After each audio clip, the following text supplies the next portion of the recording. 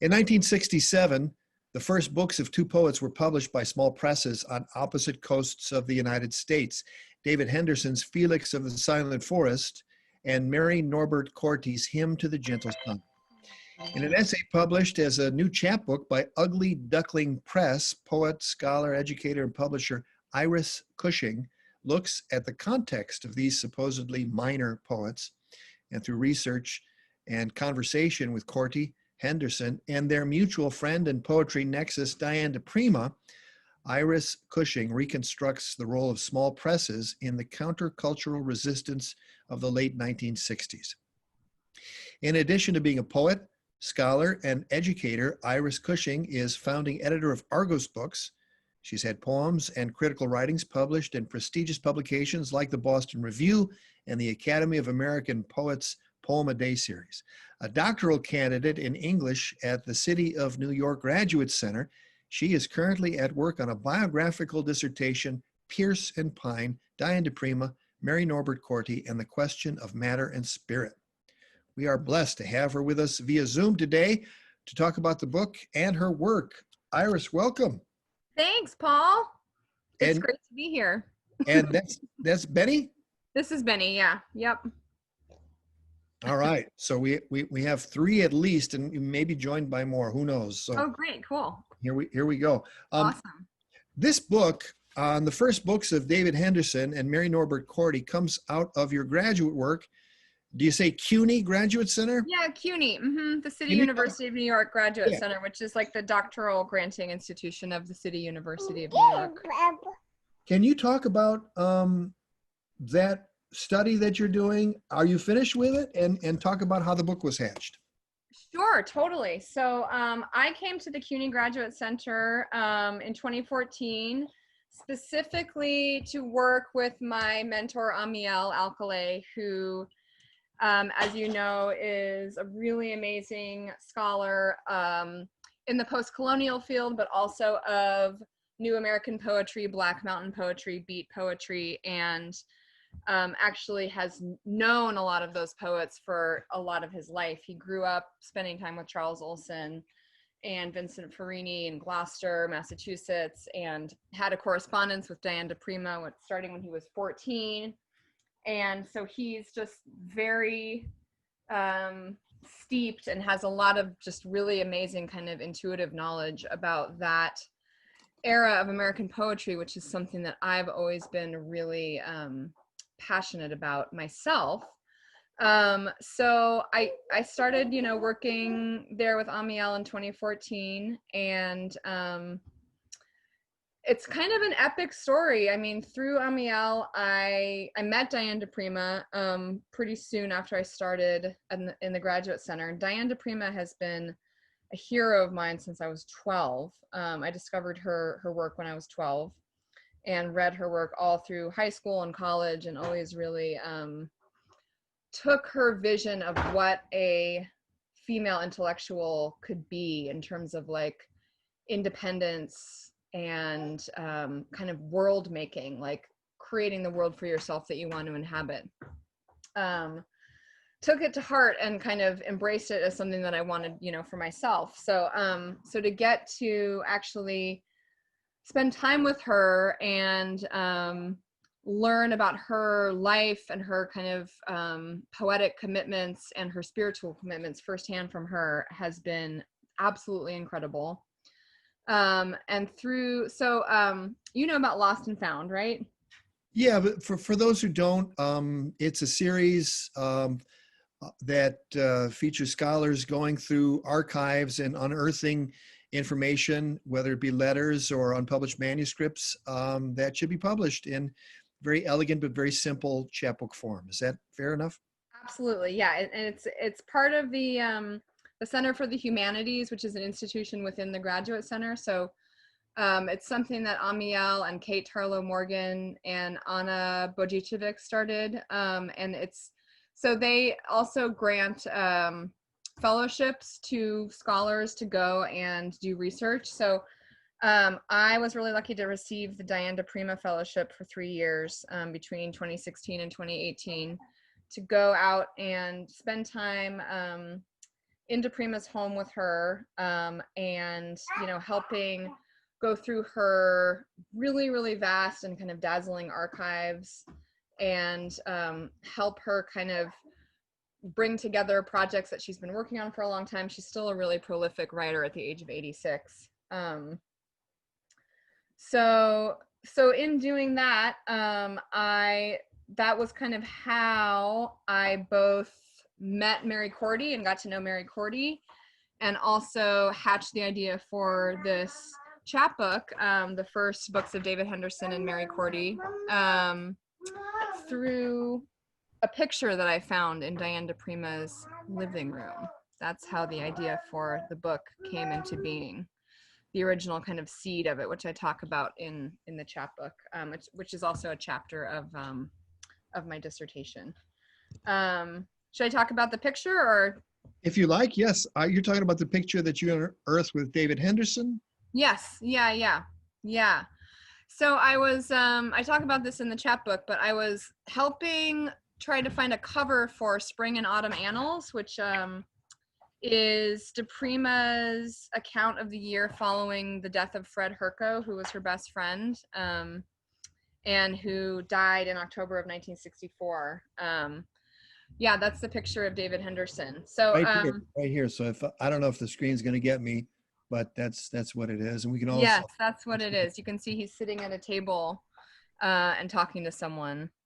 And that picture is from the winter of 67 going into 68. So I was looking through a box of photos, in di Prima's living room, and her living room is really amazing because she has a lot of stuff that's all kind of jumbled up together. Like there'll be like old Christmas cards and receipts for things and letters from friends, and then all of a sudden you'll find like a picture of her and Charles Olson, like a snapshot of her and Charles Olson, or like a letter from Amiri Baraka, just like in among some other stuff, So I was looking through a box like that, and that photo appeared, and I was like, oh my God, that's David Henderson. Like I had known David Henderson at that point for years, but I had never seen a picture of him as a young man, and I didn't know that he and Diane knew each other. It was like this just moment of recognition of like, oh, here's this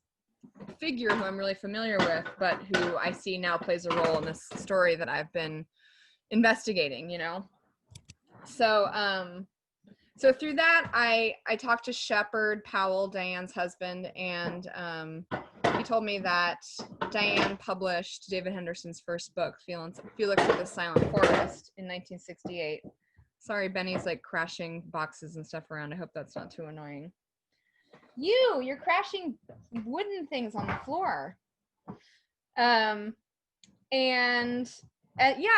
that kind of keyed me into this whole really pivotal moment in both di Prima and David Henderson's lives, where di Prima was publishing books with Poets Press in New York. It was her last kind of season living in New York before she moved to the West Coast permanently.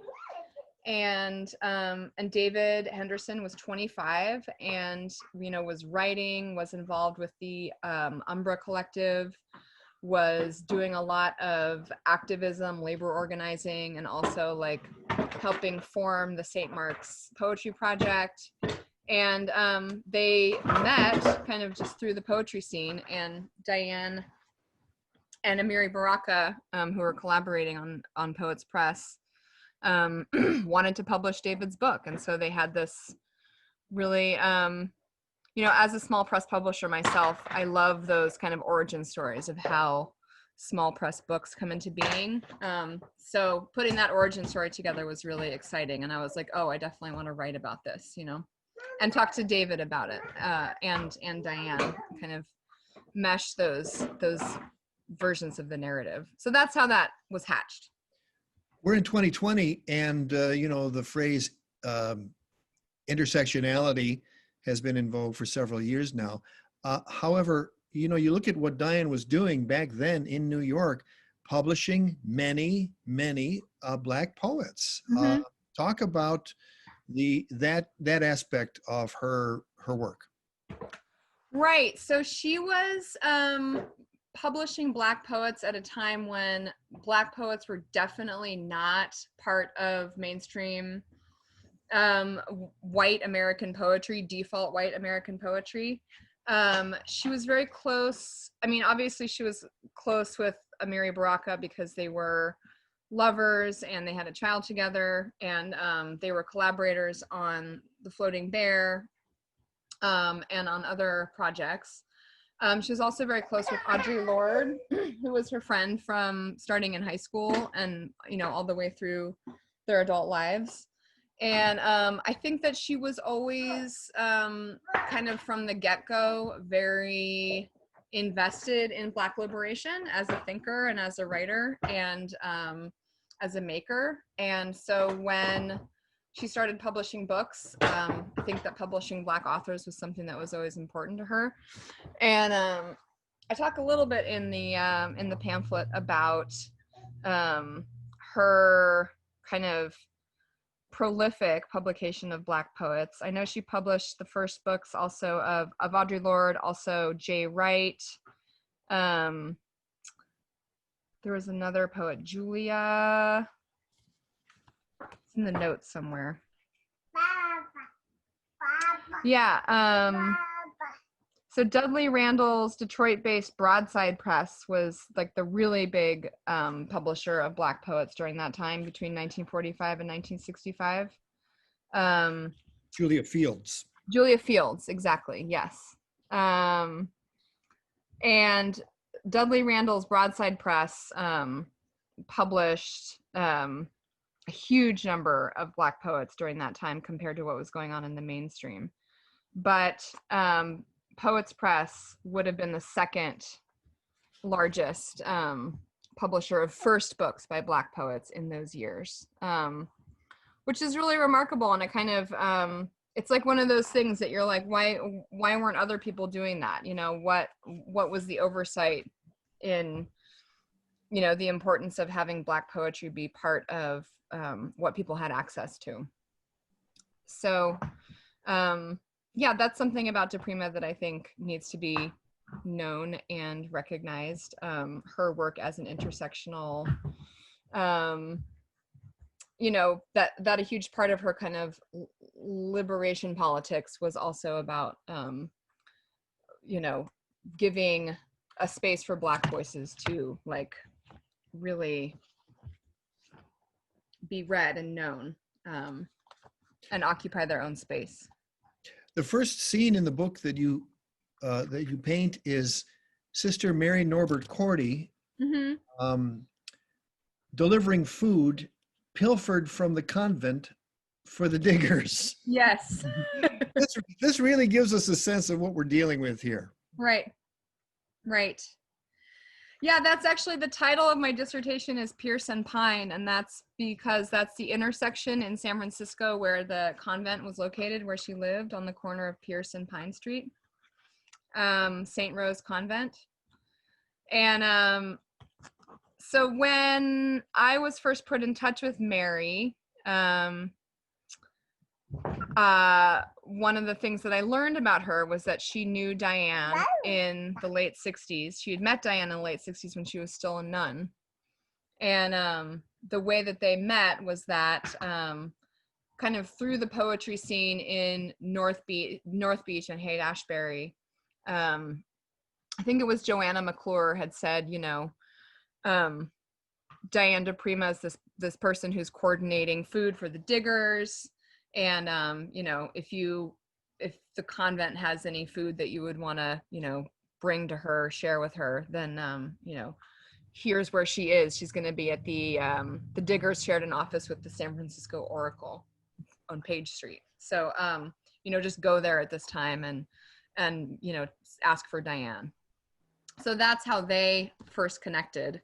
And that was like kind of the beginning of Korte stepping out, like sneaking out of the convent and stepping out and meeting up with poets to type things up, to read poems together, to look at books or journals together. She kind of had this whole clandestine, surreptitious life outside the convent, and di Prima was one of the people who she met. So yeah, that I love that image of Mary sneaking out in her habit with like a basket or a bag or whatever she had full of food and going and handing it over to be distributed to a like radical leftist anti-capitalist performance group. At a time when one of the popular TV shows was The Flying Nun. Right. Yes. So to think about that, but also to think about the countercultural scene in San Francisco. I mean, legendary, you know, Summer of Love and the Diggers, the Oracle, the Underground Newspaper. And so here's Mary Norbert Korte coming out of the Berkeley Poetry Conference, expecting in 1965 to go there and to rally support around traditional forms that she grew up with, and really having her head blown off by the new American poetry, by the, you know, the beaten Black Mountain sort of ethos. So really interesting. So the counterculture in San Francisco, I guess, is pretty legendary, and these two are in the thick of it. Absolutely. Yes. Yeah. Yes. Yeah. And I think that I mean, the thing that's really amazing about Mary is that she was open to it. You know, it's like, says so much about her as a person. I have to go chase Benny. Hold on. Come here, you.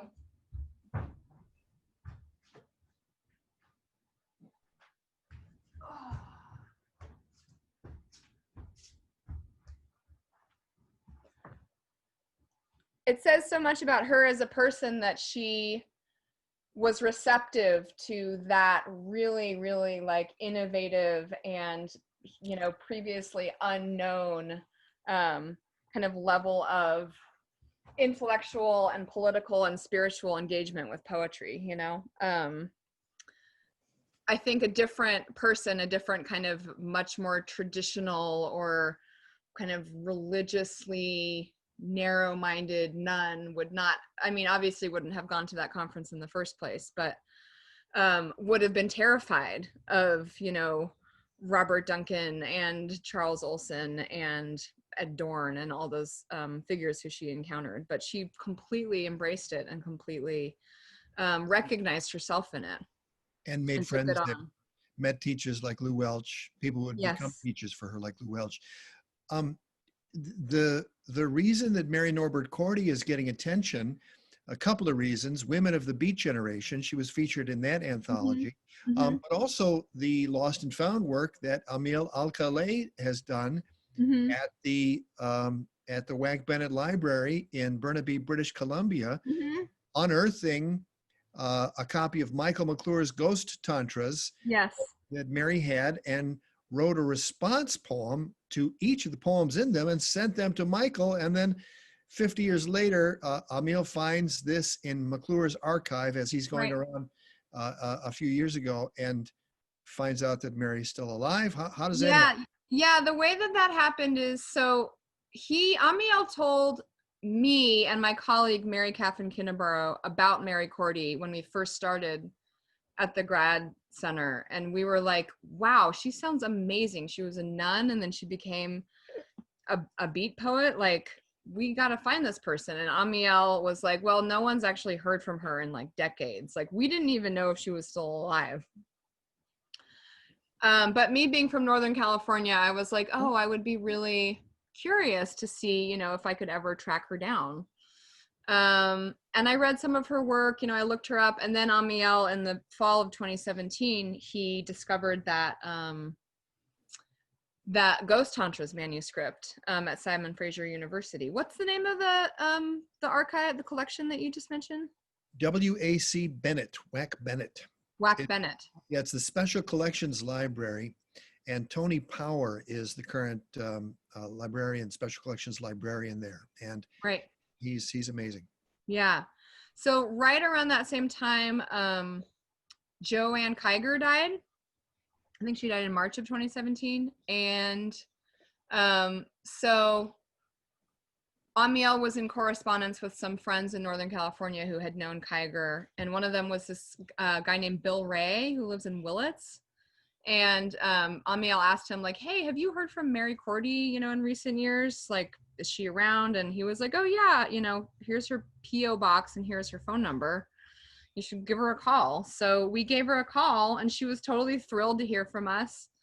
And she was like, yeah, come visit. I'd love to meet you guys. So in the summer of 2017, Mary Catherine and I drove from San Francisco up to Mendocino County, out to Ermolco, to meet Mary. And it was one of the most amazing experiences of my life. It was just like a complete like revelation to meet this poet who has been living out off the grid in the middle of the redwoods for 45 years, who has done so much to fight for and protect the California redwoods, and who also had just like this epic, amazing story as a poet, you know, in this like completely vital time in the Northern California, you know, Bay Area counterculture.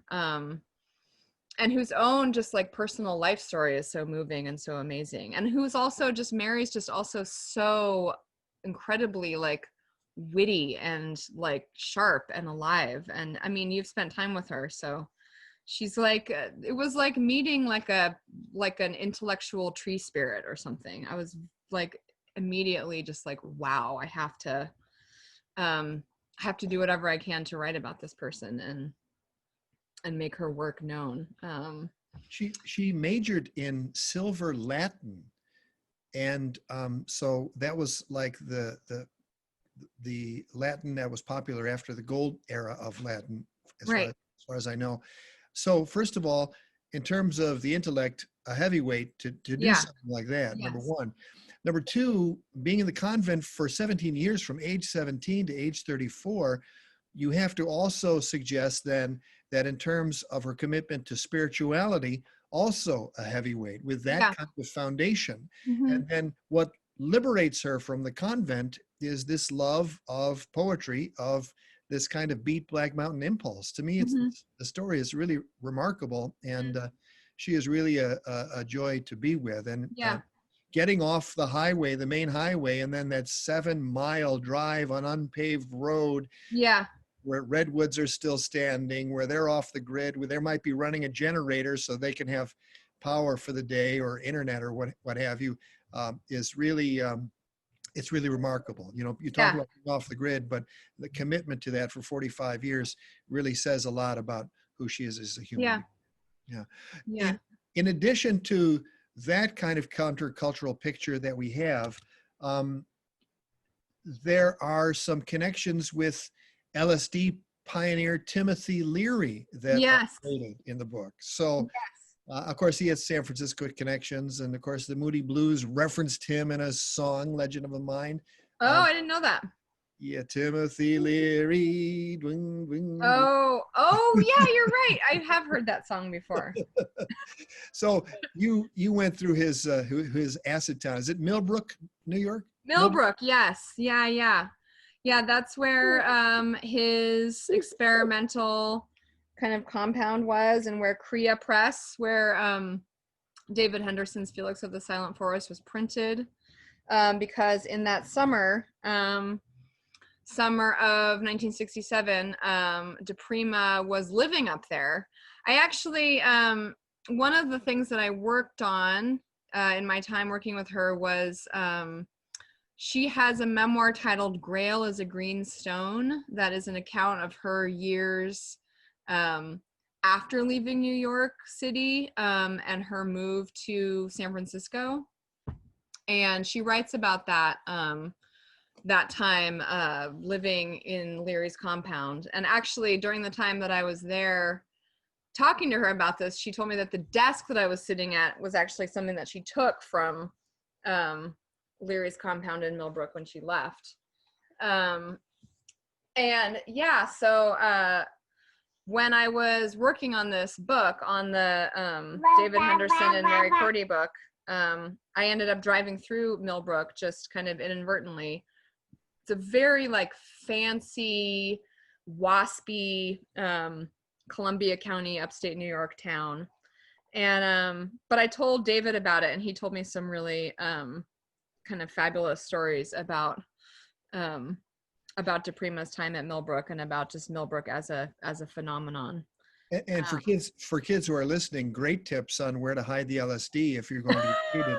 if Yeah. people still do LSD, pour the liquid right into the gin. Right into the Oh, scotch. Right. into the scotch, right. Right. Right. Doesn't that sound amazing? Hanging out with Timothy Leary and sipping on scotch that's laced with LSD, and then going and having like a very kind of introspective, intentional trip, like I imagine their experiments there being not necessarily like partying, but like actually research into like the outer reaches of the, capacities of the imagination, which is, I think, so much of what di Prima, I think so much of what she discovered in just has discovered in her spiritual practice and her meditation and in her just returning to poetry and to language over and over and over again has been about that quest. So I think that was like a brief period in her life where she was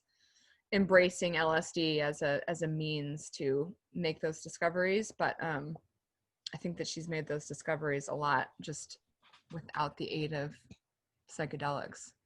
Aveda Vedanta practice and other such modalities. Yeah. Yeah. So the countercultural milieu in New York in the early 60s was also quite vibrant. Talk about what was happening at the time David Henderson published his first book. At the time that he published his first book? So he was living in the Bowery downtown. He was a founding member of the Society of Umbra with Cecil Taylor and Ishmael Reed. He was super active in organizing readings and editing the Umbra's journal that was published during that time. He was also working as a union organizer for Local 61, I think was the union that he was working with. And here, sweetie, let go of that, honey. Do you want to play down here? Hey, baby. Oh, honey. He's mad because I'm not letting him play with my iPhone. Okay, here. Look at this. I can't keep it out of my 8-year-old's hands. How old is he now? He just turned 1. 1, and he wants the phone. Don't let him get into the wallet section. So and all the bebop is happening in New York. I mean, not just the bebop, but the free jazz, and David's collaborating with Sun Ra and people like that. So yes, yeah, and Ornette Coleman. He had been a musician himself. He had been a part of like a doo-wop group called the Star Steppers, which he writes about in Felix of the Silent Forest. He was super involved in jazz and jazz improvisation, going to clubs, going to see musicians. And that is definitely, hugely foundational to his poems and his poetics in Felix of the Silent Forest. I think the book is a really great distillation of kind of like the intersection of, the kind of radical Black tradition as it was emerging in New York during that time, and music and labor activism. He has a lot of poems in there about the Vietnam War. Not a lot of poems, but he has a lot of mentions of what was going on with the Vietnam War. About the last poem in the book is titled "They're Killing All the Young Men," and that was about Malcolm X's assassination. So it's definitely like I feel like captures so much of what was happening currently in the counterculture at that time, and like renders it in a way that is very like jazz vernacular inflected, and brings you back. I mean, I wasn't alive during that time, but I feel brought back to that time from reading those poems. Mm-hmm. And then you relate in the book how you wanted to engage him in the discussion of how he discovered the I Ching, but and how he used it, but he was more interested in demonstrating with dimes to you how the divination method works. Yes, yeah, that was in, we used to meet at this cafe called Hue, H-U, which is short for human. And he really liked it because they have all these really great vegetarian dishes there. So we were there. I was with Benny, who was, I think, the day that he showed me how to throw the I Ching, I think Benny was a couple months old. And yeah, I was like, tell me about, because there's a poem where he talks about the I Ching and about using it as a divination method. I don't have my copy of Felix of the Silent Forest with me. It's at my office, unfortunately. But so I wanted to talk to him about that. And his first response was like, well, you use the I Ching, don't you? And I said, no, actually I don't. And he was like, oh, well, I'll show you how to do it. This is something you need to know how to do. It was like he was kind of like, rather than promote my, talk about my own relationship to it, I'm going to share this knowledge with you, which I feel like is a really kind of foundational practice of new American poets, is like the sharing of knowledge, and like the poetry as a means of sharing really essential knowledge that you like need to kind of survive. So yeah, so he got out some dimes and showed me how to throw them and mark down, the combinations of 2 and 3, the sides. And then I went home and looked up what it was, and I wrote about it in the book. The gram that I got was called Xiao Guo, I think, which means small surpassing, which I thought was really beautiful.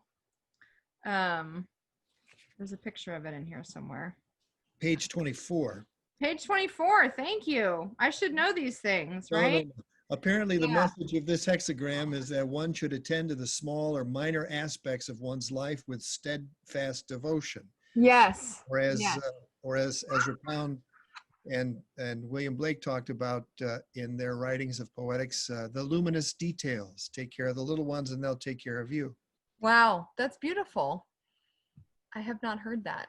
That was Ezra Pound and... Ezra Pound talked about I think it was Pound who talked about the luminous details. Allen Ginsberg has his mind writing slogans and relates those of Pound and Blake and Resnikoff and many others. Wow. I think about the countercultural movement of the 60s, and then flash to San Francisco 2020 or New York 2020. And I think that those countercultural movements are in large part responsible for the real sense of openness and livability that are still in those towns today. And yet there's nothing close to a counterculture that's going to come out of those cities ever again, I would think.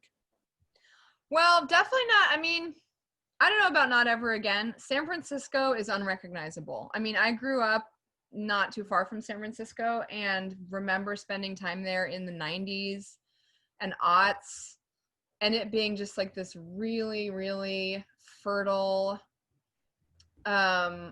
wild place with a really, really like, and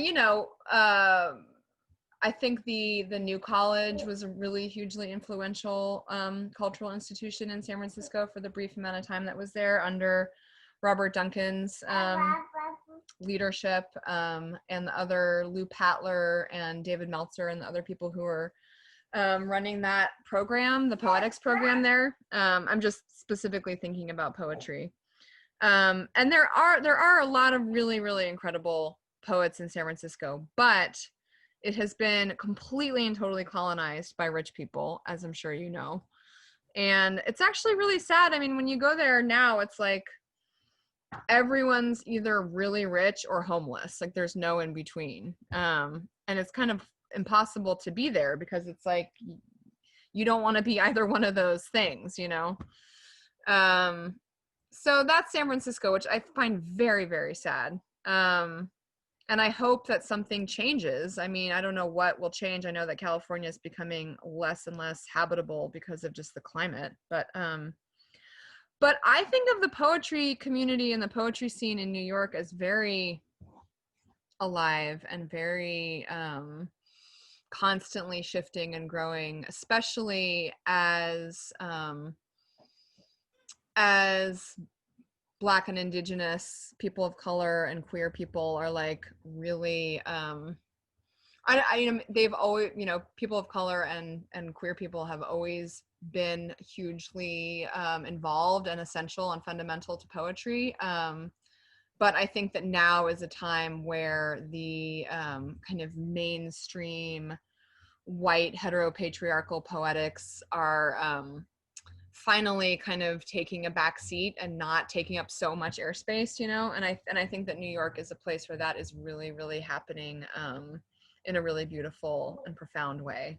Definitely since I've been there. I've been in New York since 2007, and I have really, really treasured just the you know, the unfolding of so much really incredible poetry by people of color specifically. And I've hopefully, you know, contributed to, you know, giving more space to those voices through Argos books. That's always been one of our kind of MOs as publishers with Argos books. Mm-hmm. These two poets in the chapbook are referred to as minor poets. So Mm-hmm. talk to us about what makes them minor and why this interests you and why you've spent so much time digging into the lives of these two poets. That's such a wonderful question. I read a book a long time ago, a pamphlet that was published by Wave called The Quintessence of the Minor by Garrett Caples. And in it, he talks about symbolist poetry in England in the 19th century, but he uses all of these minor poets from England to talk about how minor poets actually give us access to what a time was actually like in a way that major poets don't. And it kind of just set me off on this path of like, what can we learn from the poets who aren't the like famous kind of big epitomizing, you know, voices that are kind of emblematic or seen as representative of their time? How can we, you know, look at those people's work as a way to really understand the zeitgeist of a time, or the what was important to people, or what like vernaculars were really like, or what you know, uses of slang were really like. I just feel like minor poets, poets who aren't super famous, are accessible and interesting to me as people in a really rich way. And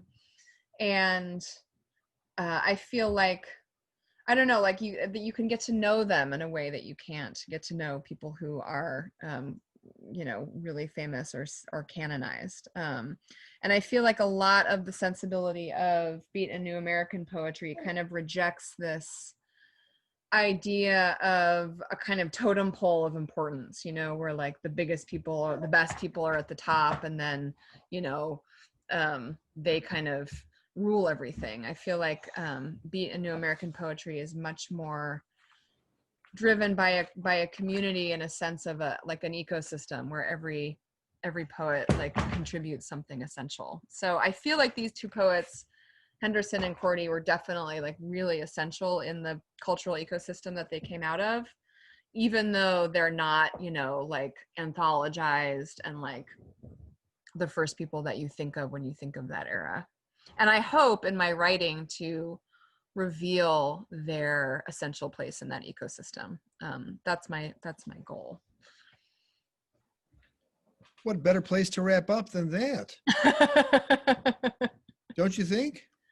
Yeah, sure. Yeah. I mean, if I had my copies of the two books with me, I would read some of the poems, but maybe I could read just a few lines from the two poems that Sure. are in the book. Would that be good? Sure. And then also the notion that for those who've had to look for obscure little chapbooks online or in secondhand bookstores, or anthologies like Women of the Beat Generation, is there an effort to publish the collected works of Mary Norbert Korte? I would love to publish the collected works of Mary Norbert Korte. That's another major goal of mine. She has about 10 books that were published, of hers that have been published. And she has a ton of writing in her archive, which is held at the University of Rochester.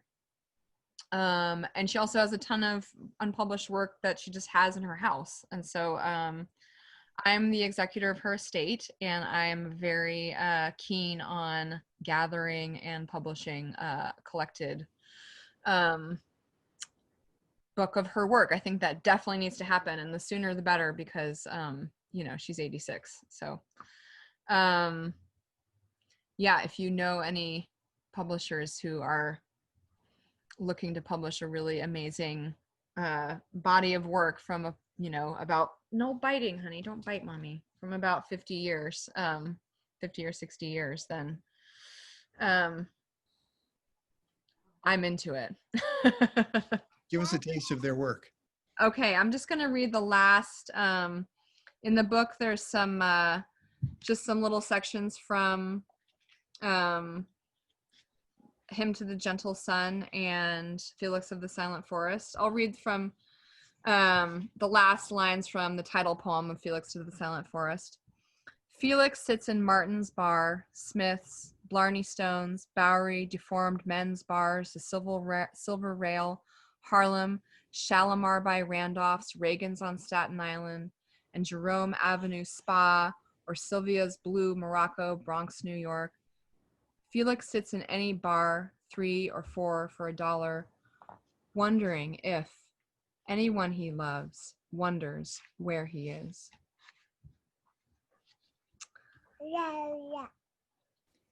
And I'll find a section from, this is from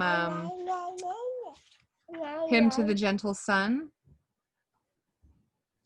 There were 3 days when I followed him about the house and warned every door with quick eyes and bitten hands.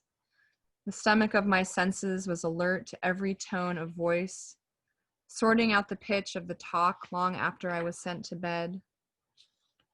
He went to sea. I wept, expecting his danger as if it were my right. Then they saw, those who lived with me, my sullen grief, and they laughed with their charmed experience at its common growing. Away from the circle of their warmth at the table, away from the loving, amused faces, away from the apology for my manners, I began to explore my own outer rim in other vacant lots, streets, public libraries. The stomach of my senses. Yeah, that's like in there. Yeah. Well, Iris, I'm really grateful to have this time with you, and Same. And I'm really grateful for the work that you do. I think it's really critical work, and it's given me incredible joy to meet Mary, to get to know her work and herself. And I wish you continued success. Thanks. Yeah, I'll keep you posted on stuff as it comes together.